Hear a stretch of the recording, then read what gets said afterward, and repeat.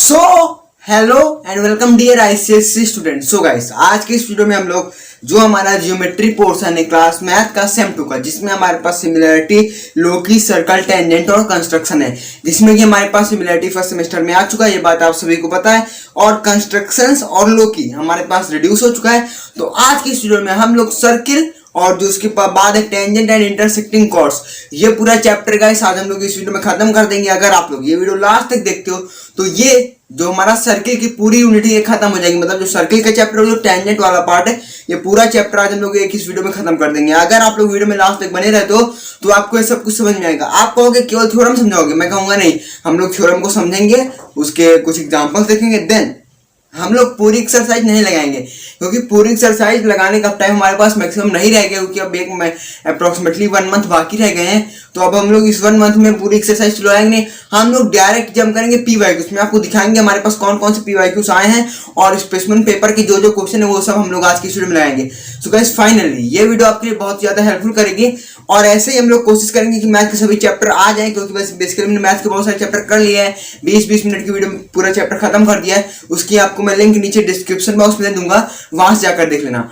तो गाइस चलो बिना टाइम वेस्ट किए स्टार्ट कर देते हैं। अगर आप लोग चैनल पे पहली बार हो तो रिक्वेस्ट करता हूँ प्लीज सब्सक्राइब कर दो, बेल नोटिफिकेशन और पर सेट कर दो, ताकि मैं जब भी इसका पार्ट 2 मतलब कि जब अगला मेंसुरेशन का 1 शॉट करूं तो आप लोग देख सको। सो गाइस, तब तक के लिए इतना बढ़िया है, देखो वीडियो को लास्ट तक, एंजॉय करो अच्छे से और पेन कॉपी लेके बैठ जाओ, क्योंकि जो हम लोग क्वेश्चन करेंगे वो बहुत ही कॉम्प्लिकेटेड होंगे। हम ये नहीं कहेंगे बहुत ही टफ होंगे, बहुत ज्यादा इजी होंगे। पीवाईक्यूज है, पीवाईक्यूज में बेसिकली कॉम्प्लिकेटेड, और हम आपको एक सिग्मा रूल बताएंगे, जिसकी वजह से मैं कहूंगा आप सिर्फ वही क्वेश्चन लगाओ, बुक के सिर्फ वही क्वेश्चन लगाओ, जिनकी वजह से आप जो पेपर में आने वाले। तो मैं आपको एक सिग्मा रूल मतलब कि एक सिग्मा मेथड बताने वाला हूं, जो आप लोग लगाने के बाद पूरा चैप्टर खत्म कर दोगे 2 से 3 क्वेश्चन के बाद। सो गाइस चलो हम लोग देखते हैं, अपना टाइम वेस्ट किया, अभी इंट्रो हो चुका है, चलो सीधे हम लोग चलते हैं ब्लैक बोर्ड पर।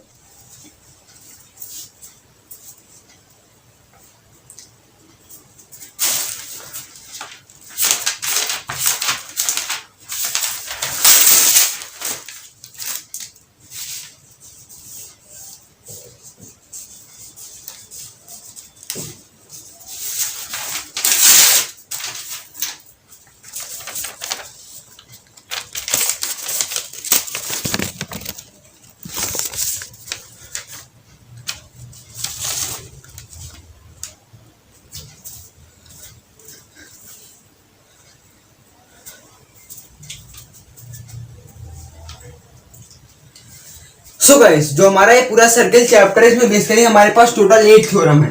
अब हम लोग एक 1 बाय 1 करके सारी थ्योरम अच्छे से समझ लेंगे। सो गाइस चलिए हम लोग बढ़ते हैं अपनी थ्योरम नंबर 1 की तरफ, जो कि हमारे पास angle subtended by an arc is double of it. मतलब आपको समझ में नहीं आ रहा होगा, हम बताते हैं आपको, जब तक फिगर नहीं बनेगा तब तक समझ में नहीं आएगा।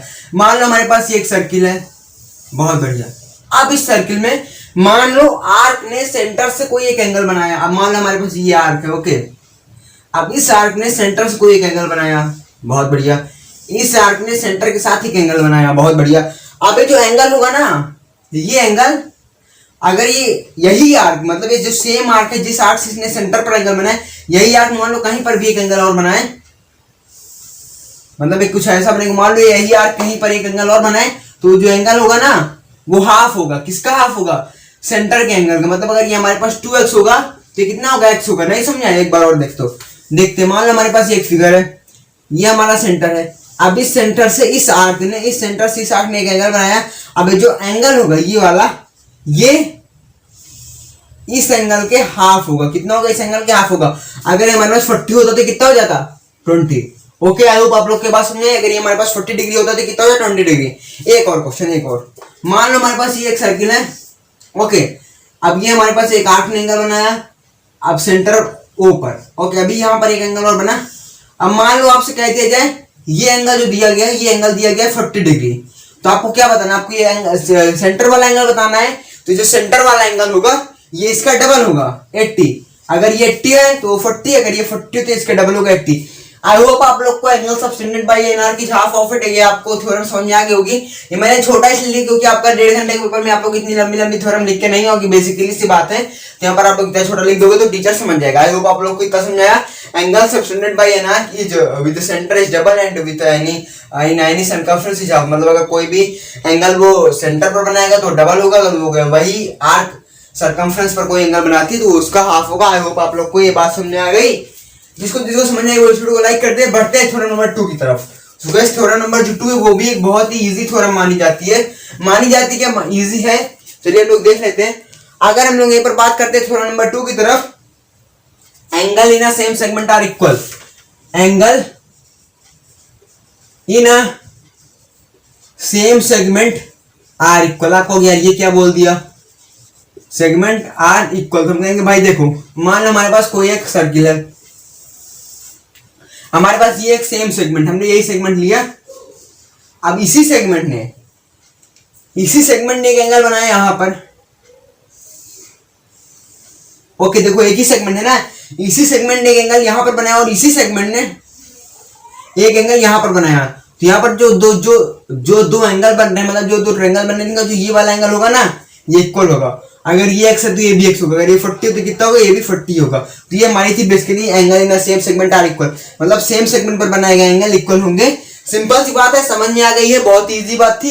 Angle in same segment are equal. मान लो हमारे पास एक और कोई सर्किल है, यहाँ पर एक सेगमेंट है, इसने दो एंगल बनाए, कहीं पर एक यहाँ पर एक यहाँ पर, और यहाँ पर अगर ये एंगल 40 है हमारे पास, मान लो ये एंगल हमारे पास एक्स है, तो हमारे पास ये एंगल कितना होगा, ये भी एक्स होगा। सिंपल सी बात है, समझ में आई। यही आपको आठों थ्योरम लगानी है पूरे चैप्टर में। अगर आप ये 8 थ्योरम लगाना सीख गए तो आपको सब, जैसे आप एल लगाना सीखते हो ना, उसी तरह 8 थ्योरम लगाना सीख जाओ, आपको सब कुछ आ जाएगा। ओके चलो आगे देखते हैं।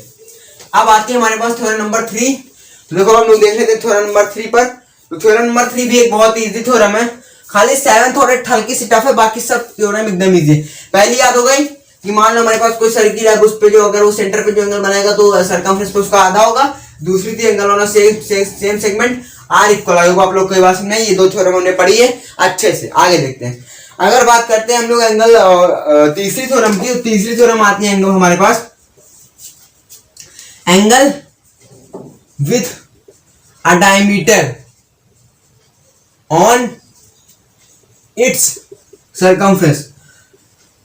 देखो भाई इंग्लिश मेरी थोड़ी सी वीक है, यहाँ पर अगर कोई ग्रामेटिकल मिस्टेक हो तो सही कर लेना। बाकी देखते हैं। मान लो हमारे पास कोई एक सर्किल है, यहाँ पर एक डायमीटर है AB। अब ये AB से AB डायमीटर के बनाए गए कोई भी एंगल बनाते हैं मगर सर्कमफ्रेंस पे हो। अगर ये AB डायमीटर सर्कमफ्रेंस पर कहीं भी कोई भी एंगल बनाए तो 90 डिग्री होगा। बहुत बढ़िया। मान लो यहाँ पर एक एंगल बनाती है तो 90 डिग्री हो जाएगा। बहुत बढ़िया। बात समझ नहीं कितने डिग्री को, 90 डिग्री का। मान लो अगर ये यहाँ बनाती तब भी ये कितने का होता है, ये होता है हमारे पास 90 डिग्री का। आई होप आप लोग, मतलब कहीं भी मान लो यहाँ पर बनाती तब ये कितने को गाइस, 90 का होगा। मतलब मान लो आप लोग एक बात मानो, अगर किसी भी डायमीटर के सर्किल के डायमीटर से बनाए गए जो एंगल सर्कमफ्रेंस पर अगर वो बनाती है, उसका एंगल सर्कमफ्रेंस पे टच कर रहा है तो क्या होगा, वो उसके 90 डिग्री के एंगल बनाएगा। मतलब अगर सर्कमफ्रेंस पर टच कर रहा है मतलब 90। डायमीटर से बनाया गया एंगल अगर सर्कमफ्रेंस पर टच कर रहा है तो 90 डिग्री होगा। आई होप आप लोग को बात समझ। तो हमारी तीसरी थ्योरम बहुत ही इजी। बढ़ते हैं चौथी थ्योरम की तरफ। गाइस इसमें ज्यादा कुछ करने में हम लोग क्वेश्चन लगाएंगे ना तो आपको सब समझ में आएगा। ओके क्वेश्चन लगाएंगे सब समझ आएगा आपको। कितना आसान है, अभी क्वेश्चन लगाएंगे तो कुछ नहीं आएगा। तो मैं कहूंगा रुको भाई, अभी हम लोग क्वेश्चन सब कुछ लगाएंगे, टेंशन ना लो। आगे देखते हैं। अब बढ़ते हैं हम लोग थ्योरम नंबर 4 की तरफ, जो कि एक बहुत इजी थ्योरम मानी जाती है। देखो साइक्लिक प्रॉपर्टी ऑफ क्वाड्रिलेटरल, ये भी बहुत इजी है। एक सर्किल पहले लिख देता हूं, साइक्लिक प्रॉपर्टी ऑफ क्वाड्रिलेटरल। मान लो हमारे पास कोई एक सर्किल है, अब मान लो हमारे पास यहाँ पर कोई एक क्वाड्रिलेटरल बन रहा है। मान लो कोई भी अंदर कोई भी एक स्क्वायर बन रहा है। ओके इनका जो अपोजिट एंगल होगा, इनका जो अपोजिट एंगल होगा, मतलब ये एंगल बी के इक्वल होगा, सी एंगल डी के इक्वल होगा। ऐसा नहीं, यहाँ पर ए और बी का जो सम होगा वो होगा 180। ए और बी का जो सम होगा 180 होगा। मतलब इसका और इसका angle A plus angle B is equal to 180, और जो एंगल सी है ये और जो इसका angle C plus angle D है उसका सम होगा 180। मतलब किसी भी सर्किल के अंदर अगर कोई क्वाड्रिलेटरल बन रहा हो, चारों क्वाड्रिलेटरल की चारों साइड, अगर क्वाड्रिलेटरल की चारों साइड सर्कमफ्रेंस पर टच कर रही है तो उसके अपोजिट एंगल का सम कितना होगा, 180। बहुत बढ़िया बहुत बढ़िया। इतना समझ आया ना, समझ में आ गया? लाइक करो इस वीडियो को जल्दी से। एक और हम लोग देखते हैं। मान लो हमारे पास ये सर्किल है, ये सर्कमफ्रेंस है, ये बन गया हमारे पास क्वाड्रिलेटरल। तो बताओ बच्चों जरा, मेरे दोस्तों मेरे बहनों बताओ जल्दी से, EFGH। मान लो हमारे पास कोई EFGH, तो यहाँ पर क्या एच और एफ का एंगल, जो एंगल एच है और जो प्लस एंगल एफ है, इसका सम 180 होगा? जल्दी बताओ। हाँ गाइस, आपने एकदम सही बताया, इसका सम 180 नहीं होगा। क्यों नहीं होगा? जिन लोगों ने गलत बताया ध्यान सुनो, कान में रुई मत डालो, उसको निकालो और सुनो। मैंने कहा कि अगर किसी भी सर्किल के अंदर क्वाड्रिलेटरल बनना, अगर उसकी चारों साइड उस सर्कमफ्रेंस पर टच करी तभी अपोजिट एंगल का सम 180 होगा। यहाँ पर देखो टच नहीं करी, ये सर्कमफ्रेंस, ये सेंटर पर टच करे, यहाँ के सर्कमफ्रेंस पर, तो मतलब इसका सम 180 नहीं होगा। लेकिन हाँ मैं ये कहूंगा, अगर ये यहाँ पर टच हुआ, अगर ये यहाँ पर टच हुआ होता तो जरूर इसका सम 180 हुआ होता, मतलब एच और एफ का सम 180 होता 100%। मतलब अगर सर्कमफ्रेंस पर टच कर रही है तभी यहाँ पर हमारे पास उसका सम 180 होगा। आई होप आप लोग को थ्योरम नंबर 4 भी समझ में आ गई होगी। तो हमने देखो कितने आसानी से हंसते हंसते 4 थ्योरम समझ लिए, 4 थ्योरम हमने हंसते हंसते निकाल दी। अब बढ़ते हैं पांचवी थ्योरम की तरफ, जो कि आती है हमारे पास। एक बार पांचवी थ्योरम की तरफ देख लेते हैं। एक्सटीरियर एंगल ऑफ क्वाड्रिलेटरल, बहुत इजी। अब आती है हमारे पास थ्योरम नंबर 5। देखो थ्योरम नंबर जो 5 है, exterior angle of quadrilateral is equal to the opposite interior angle. समझ में आया? नहीं आया ना? कहोगे क्यों बोल दिया? हमने बोला exterior angle of a quadrilateral is equal to opposite interior angle of a quadrilateral. ये मान लो हमारे पास कोई एक सर्किल है। वाह भाई वाह, शाबाश, इतना बढ़िया सर्किल बना ना। देखो वैसे बढ़िया बना नहीं है बट फिर भी अब बढ़िया लग रहा है कि नहीं लग रहा? लग रहा है ना। देखो मान लो यहाँ पर हमारे पास, मानना कि हमारे पास एक कोई क्वाड्रिलेटरल है। ओके, अब ये जो क्वाड्रिलेटरल है मतलब इसकी भी चारों साइडें टच करनी चाहिए सर्कमफ्रेंस पर। अगर सर्कमफ्रेंस पर चारों साइडें टच नहीं करती तो आंसर सही नहीं आएगा। तो यहाँ पर ये रूल अप्लाई नहीं होगा, मतलब सर्कमफ्रेंस पर चारों साइड टच करनी चाहिए। ओके, मानो अब ये हमारा एंगल है, हमने इस एंगल को सब्सटेंड कर दिया, तो जो हमारे पास यहाँ एंगल होगा, ये जो एंगल होगा, ये एंगल इक्वल होगा इसके अपोजिट एंगल। इसके अपोजिट कौन सा है? ये है नहीं, ये है नहीं। सो गाइस थ्योरम नंबर 4 कहती है, मतलब जो हमारे पास चौथी थ्योरम है, ये कहती है मान लो हमारे पास कोई क्वाड्रिलेटरल है। अब क्वाड्रिलेटरल का हम लोग कोई भी एक एंगल, कोई भी एक मतलब कोई भी लाइन सब्सटेंड कर देते हैं, तो वहां से एक एंगल बनेगा। वो एंगल क्या होगा? क्वाड्रिलेटरल के बाहर होगा। तो जो एक्सटीरियर एंगल होगा क्वाड्रिलेटरल, मतलब जो एक्सटीरियर एंगल होगा क्वाड्रिलेटरल का, किसी भी क्वाड्रिलेटरल का जो एक्सटीरियर एंगल होगा वो होगा इक्वल क्वाड्रिलेटरल के इंटीरियर अपोजिट एंगल के। मान लो अभी ये हमारे पास एक्सटीरियर क्वाड्रिलेटरल एंगल है, तो ये जो इक्वल होगा ना इसके इंटीरियर एंगल के बराबर हो जाएगा। सिंपल सी बात है। ये थी हमारी चौथी थ्योरम। एक और हम लोग एग्जांपल देते हैं। मान लो हमने इसको सब्सटेंड किया, यहाँ पर हमारे पास एक एंगल बन रहा है, तो इसके अपोजिट बनेगा। तो अपोजिट मतलब इसके सामने है, तो ये सामने है पर क्वाड्रिलेटरल के अंदर। तो आई होप आप लोग के पास सुना होगी। तो ये हमारे पास चौथी थ्योरम। अब हम लोग यहाँ पर बढ़ते हैं पांचवी थ्योरम की तरफ। ओके चलो, तो पांचवी थ्योरम आती है हमारे पास यहाँ पर, मतलब गाइस बेसिकली हमारे पास पांचवी थ्योरम थी। ओके, हमारे पास पांचवी थ्योरम थी। अब हम लोग बढ़ते हैं छठवीं थ्योरम की तरफ, जो हमारे पास छठी थ्योरम आती है। अब हम लोग सब एक बार और रिवाइज करेंगे। छठी थ्योरम आती है, मान लो हमारे पास कोई एक सर्किल है, उसका रेडियस है। अब मान लो वहां से हम लोग को एक टेंजेंट पास कराते हैं। टेंजेंट क्या होता है? सर्किल किसी भी एक पॉइंट, सर्किल का कोई एक पॉइंट लो, वहां से लाइन पास करा दो। सर्किल का हमने ये वाला पॉइंट लिया और एक लाइन पास करा दी, बहुत बढ़िया। तो इसका जो रिलेशन होगा रेडियस के साथ वो होगा 90 डिग्री का, मतलब इन रेडियस के साथ 90 डिग्री का एंगल बनाएगी। बहुत बढ़िया। ये क्या करेगी? ये रेडियस के साथ 90 डिग्री का एंगल बनाएगी। आई होप आप लोग के पास समझ आए होगी। ओके, मान लो यहाँ पर हमारा रेडियस, यहाँ पर हमारा टेंजेंट होता, अरे यार रुको, देखो मान लो हमारे पास टेंजेंट यहाँ कहीं होता, ये हमारा पॉइंट है, अभी हमारे पास ये टेंजेंट आया। ओके, तो इसका जो रिलेशन होगा रेडियस के साथ वो कितना होगा? वो होगा 90 डिग्री। मतलब रेडियस का टेंजेंट के साथ क्या रिलेशन है? 90 डिग्री का। ये थी हमारी थ्योरम नंबर 6। आती है हमारी थ्योरम नंबर 7। ओके, अब हमारे पास क्या आती है? आती है थ्योरम नंबर 7। उसको भी देख लेते हैं जल्दी से। थ्योरम नंबर 7 में क्या कहा गया है? हमारे पास एक सर्किल है, ये सेंटर है। अब यहां से हमने जो टेंजेंट, दो टेंजेंट पास कराए, मतलब कि मान लो हमारे पास हमने एक टेंजेंट पास कराई है और एक टेंजेंट पास कराई है। ओके, ये टेंजेंट हमने पास कराया है, तो ये जो दोनों टेंजेंट है इनकी लेंथ इक्वल होगी। आप कहोगे भाई आपको तो समझ में आएगा, आपने तो समझ लिया, हमको समझाओ कैसे इक्वल होगी। देखो ये टेंजेंट है, टेंजेंट का रेडियस के साथ क्या रिलेशन? 90 डिग्री का। बहुत बढ़िया, ये हमारे पास हो गया 90 डिग्री। सेम यहां पर हो जाएगा 90 डिग्री। और ये मान लो हमने एक लाइन खींच दी। अभी देखो हमको दो ट्रायंगल मिले ना, हमको दो ट्रायंगल मिल गए। एक तो 90 डिग्री इक्वल हो गया, बहुत बढ़िया। हम लोग इसको कॉन्ग्रुएंट कर देंगे। एक 90 डिग्री मिल गया, दूसरा 90 मिल गया। दो रेडियस इक्वल, रेडियस कॉमन होती है इक्वल, ये कॉमन हो गया, कॉमन हो गया, मतलब तीन साइड इक्वल हो गई। तो बाय सीपीसीटी ये जो लाइन है, मतलब ये जो टेंजेंट है, ये इस टेंजेंट की इक्वल हो जाएगी, इसकी लेंथ इक्वल हो जाएगी।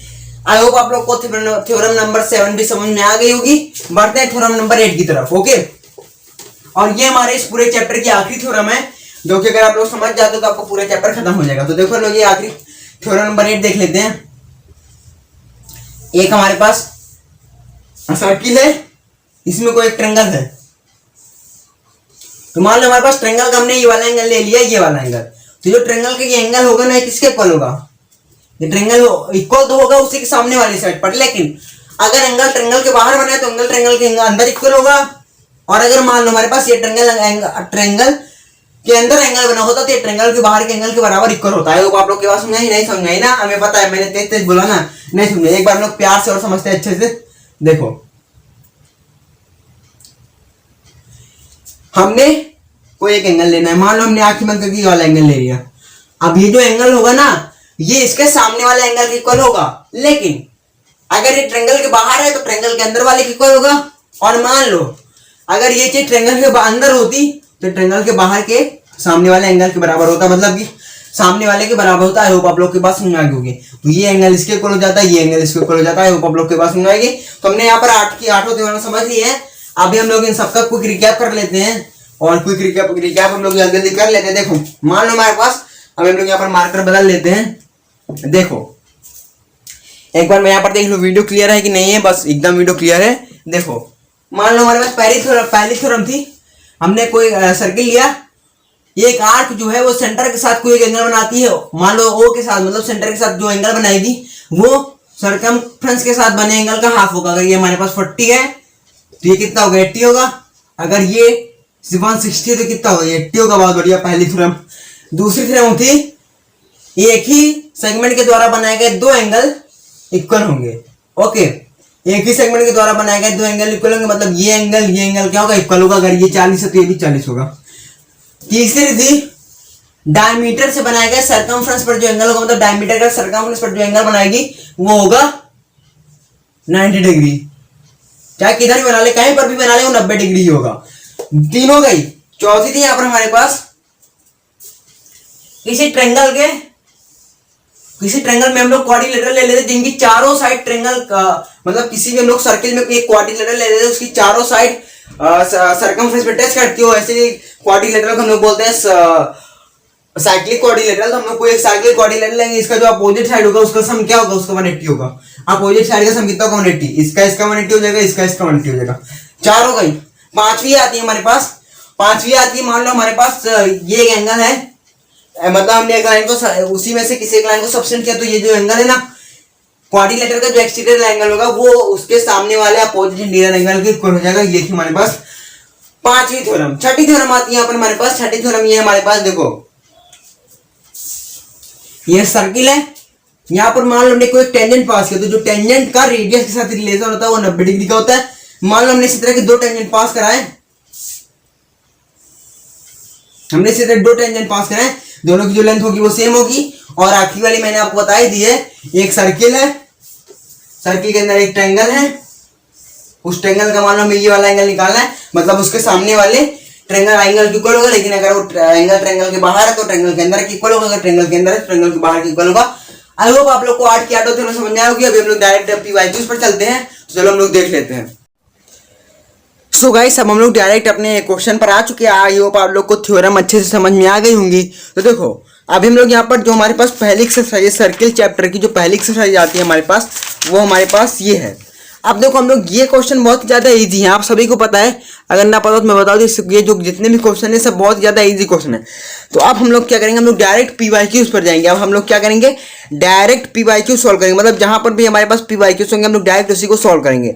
तो पहली एक्सरसाइज बेसिकली आपको पता है कोई भी क्वेश्चन नहीं आते हैं, तो पहली एक्सरसाइज हमारे पास कोई भी पीवाईक्यूज नहीं होती। ये बात आप सभी को, आप ML अग्रवाल वाली बुक में भी देख लेना, वहाँ पर पहली एक्सरसाइज में कोई भी पीवाईक्यूज नहीं होंगे। बट जैसे ही हम लोग मूव करते हैं सेकेंड एक्सरसाइज पर, इस पर भी 17B पर में भी कोई भी PYQ नहीं है। अब हम लोग आते हैं 17 नंबर C का। पहला एक क्वेश्चन हमारे पास PYQ के तौर पर आ जाता है, तो अब हम लोग इसे सॉल्व करेंगे और देखेंगे क्या हम लोग इसको लगा पाते हैं या नहीं लगा पाते हैं। ओके, देखो चलो देखते हैं। ओके, क्वेश्चन लिखा हुआ है in the given circle with the diameter AB find the value of x। In the given circle diameter AB, मान लो हमारे पास यहाँ पर कोई एक सर्किल है, ये हमारे पास क्वेश्चन के हिसाब से एक हमारे पास डायमीटर है। ओके, हमारे पास जो डायमीटर है वो क्या है, वो है AB। अब बताया गया यहाँ पर, अब ये क्या करता है, एक ही सेगमेंट से, मतलब यहां से ऐसे कोई एक सेगमेंट है, अब इस सेगमेंट से दो एंगल बना रहा है। ये क्या कर रहा है, उसी सेगमेंट से दो एंगल बना रहा है। तो देखो ये हमारे पास कुछ ऐसे एंगल बनाएगा, एक ये बना रहा है और एक ये, मान लो देखो ये हमारे पास एक लाइन है, एक ही सेगमेंट से दो एंगल बन रहे हैं। यहां पर दिया गया ये 30 डिग्री है, बट हमें निकालना है ये कितना है। ओके, हमें क्या निकालना है, ये एक्स कितना है। देख लो एक बार आप लोग क्वेश्चन भी देख सकते हो। यहाँ पर देखो ये दिया गया है 30 है, पर ये बताना हमें ये एक्स कितना है। तो देखो यहाँ पर हमें करना क्या है, हमें यहाँ पर बेसिकली दो तीन बातें रखनी। अगर ये 30 है तो ये भी 30 होगा, बहुत बढ़िया, ये 30 हो गया। अभी देखो आपको पता है डायमीटर जो है सरकमफ्रेंस के साथ 90 डिग्री के एंगल बनाती है। ये हमारे पास डायमीटर है, हमें पता है ये 30 चल गया है, ये 30 हो गया, ये डायमीटर से 90 डिग्री के एंगल बनाएगी। यहाँ पर कितना होगा, 90 होगा। तो 30 + 90 120, और ये कितना हो जाएगा हमारे पास, एंगल सम प्रॉपर्टी से 60 आ जाएगा। देखो 30 + 90 + x = 120, तो x = 180, मतलब 180 - 120, तो x की वैल्यू आ गई 60। यहाँ पर हमारे पास क्या हुआ, यहाँ पर जो x की वैल्यू आ गई वो आ गई 60। बहुत बढ़िया, हमने एक PYQ सॉल्व कर लिया है, आसान था, हम लोग ने सॉल्व कर लिया है। अब हम लोग बढ़ते हैं अगले PYQ की तरफ। सो गाइस, ये आता है हमारे पास अगला PYQ। यहाँ पर देखो 2014 में इससे क्वेश्चन आया, तो इससे पढ़ते हैं। लिखा हुआ है the quadrilateral form by an angle bisector of a cyclic quadrilateral, मतलब angle bisector of cyclic quadrilateral से क्या बना है, हमारे पास बन गया, हमारे पास यहाँ पर एक क्वाड्रिलेटरल बन गया है। ये देखो हमारे पास एक क्वाड्रिलेटरल है। ओके, यहाँ पर क्या हुआ है, ये साइक्लिक क्वाड्रिलेटरल, मतलब देखो यहाँ पर सभी सर्कमफ्रेंस इसकी, मतलब सभी साइडें सर्कमफ्रेंस पर टच कर रही हैं। चाहे इस क्वाड्रिलेटरल की बात करो, चाहे इस क्वाड्रिलेटरल की बात करो, सभी साइक्लिक है। बताना in the given figure angle DBC, मतलब ये जो एंगल है 58 है, BD डायमीटर, BD क्या है हमारे पास, BD हमारे पास डायमीटर है। अब हमें बताना है BDC और ये सब एंगल हमें बताना है, तो चलो हम लोग इसको सॉल्व कर लेते हैं। सो गाइस, ये फिगर है हमारे पास, इसमें देखो आपको एक बात समझ में आ रही है, BD हमारे पास डायमीटर है, बहुत बढ़िया, और ये एक सेगमेंट है, इस सेगमेंट से हमारे पास दो एंगल बन रहे हैं, बहुत बढ़िया। अभी यहाँ पर हमारे पास हमको एंगल निकालना है BDC, मतलब ये वाला एंगल निकालना है हमको, BEC ये वाला एंगल निकालना है, एंड BAC ये एंगल निकालना है। हमें ये तीन एंगल निकालने हैं। तो देखो ध्यान से देखो एक बार, एकदम ध्यान से, ये जो डायमीटर, मतलब ये जो BD डायमीटर है, ये इसके साथ 90 डिग्री एंगल बनाएगा, बहुत बढ़िया। ये हमारे पूरे ट्रायंगल में ये 90 हो गया। अभी देखो हमें एक ट्रायंगल के दो एंगल पता चल गया, एक 58 एक 90 पता चल गया। तो 90 + 58 कितना हो जाएगा, 90 + 58 हो जाएगा हमारे पास 8 9 5 14 148। तो देखो अब देखो 148 हो गया, मतलब इन दोनों का सम 148 हो गया। पूरे ट्रायंगल का सम कितना होता है, 180। तो 180 - 48 कितना हो जाएगा हमारे पास, 10 में से 8 गया 2, 8 की जगह बचा 7, 7 में से 4 गए 3, 32। हमें बदल ये एंगल 32 हो गया। अभी आपको पता है अगर एक सेगमेंट से बनाया गया एंगल, मतलब हमने देखो हमने क्या किया, यहाँ पर एक सेगमेंट है, इससे एंगल बनाया है, तो जो एक सेगमेंट से बनाएंगे दो एंगल सेम होते हैं। एक ये बना हमारे पास 32, एक ये बना, तो ये भी 32, बहुत बढ़िया। अभी देखो अभी कहोगे यार इसको कैसे निकाले भाई, ये दो तो आसान थी, ये दो तो मैंने निकाल लिया, पर इसको कैसे निकाले। तो देखो इसको निकालने का तरीका अभी आप लोग अगर इस क्वाड्रिलेटरल को ध्यान से देखो, ये आपको एक क्वाड्रिलेटरल लग रहा है, ये अब क्वाड्रिलेटरल कौन सा है, ये साइक्लिक क्वाड्रिलेटरल है। तो साइक्लिक क्वाड्रिलेटरल के अपोजिट एंगल का सम कितना होता है, 180। तो एक हमें पता है 32, तो 180 - 32 मतलब कि 148। आई होप आप लोगों के पास समझ में आ गई। तो हमने दूसरा भी क्वेश्चन अच्छे से सॉल्व कर लिया है, आई होप आप लोगों को समझ में आया होगा। अभी हम लोग बढ़ते हैं अगले PYQ की तरफ। सो गाइस, अगला PYQ हमारा ये रहा। देखो हमारे इस एक्सरसाइज का PYQ है, in the given figure O is the centre of circle. इस गिवन फिगर में वो क्या है, सेंटर है सर्किल का, बहुत बढ़िया। एंगल DAE 70 है, बहुत बढ़िया। ओके, समझ में आ गया, ये 70 है। आगे लिखा हुआ है find giving suitable is measure the, ये हमें मेजर करना। चलो हम लोग एक बार इसे कॉपी में नोट कर लेते हैं, फिर देखते हैं। सो गाइस, ये क्वेश्चन है हमारे पास। यहाँ पर देखो ये हमारा सर्किल है, BD डायमीटर है, O सेंटर है, और ये हमारे पास एक एंगल दिया गया है DAE 70। अब हमें निकालने कौन कौन से, हमें निकालने यहाँ पर एंगल BCD, एंगल BOD, और एक हमें कौन सा निकालना है, एक हमें निकालना है एंगल OBD। ओके, बहुत बढ़िया, हम ये सब अच्छे से निकाल लेंगे। हमें ये 3 एंगल निकालने हैं। देखो BCD हमें ये निकालना है। अभी ये आप लोग कुछ ना देखो, कुछ भी ना देखो, आप खाली ये दोनों लाइन जो है ना ODB, इसको भूल जाओ। अभी आप लोग को ये एक क्वाड्रिलेटरल लग रहा है। अब आपको पता है यहाँ पर देखो, इस फिगर में देखो, आप लोग ये सब अंदर वाली लाइन भूल गए ना, तो ये जो एक्सटीरियर एंगल होता है ये इंटीरियर एंगल के इक्वल होता है। मतलब चलो बहुत बढ़िया, ये 70 था तो इंटीरियर एंगल के हिसाब से ये भी 70 हो जाएगा। बहुत बढ़िया, ओके, समझ में आया। पहला हमने निकाली है BCD 70, अब निकालना है BOD। बहुत बढ़िया, BOD निकालना है। देखो ध्यान से देखो मेरे भाइयों बहनों, एकदम ध्यान से देखना, सातेरे दिमाग से देखो, आपको ये भी लग जाएगा। इसमें हम लोग क्या कर सकते हैं, हमें निकालना है एंगल BOD। अगर हम लोग यहाँ पर एक दिमाग लगाएं, सो गाइस हमारे ने दिमाग यहाँ पर ये लगाया, ये हमारे पास एक सर्किल में हम लोग इसी को बता रहे हैं, ये हमारे पास एक आर्क है, यही BCD। अब ये सेम आर्क जो है, मतलब ये जो सेम आर्क है ना, एक तो इसने सेंटर पर एंगल बनाया, ये जो O के साथ एंगल बनाया यही है आर्क, मतलब इस सेम आर्क ने, यही आर्क है वो काम कर रही है, यही आर्क ने एक ऊपर एंगल बनाया C के साथ, मतलब जो सेंटर पर होगा डबल होगा। तो यहाँ पर हमारे पास दिखाएगा ये 70 है, तो ये कितना होगा, सेंटर वाला 140 हो जाएगा। बहुत बढ़िया, हमने ये थ्योरम लगा दी। अब निकालना है OBD।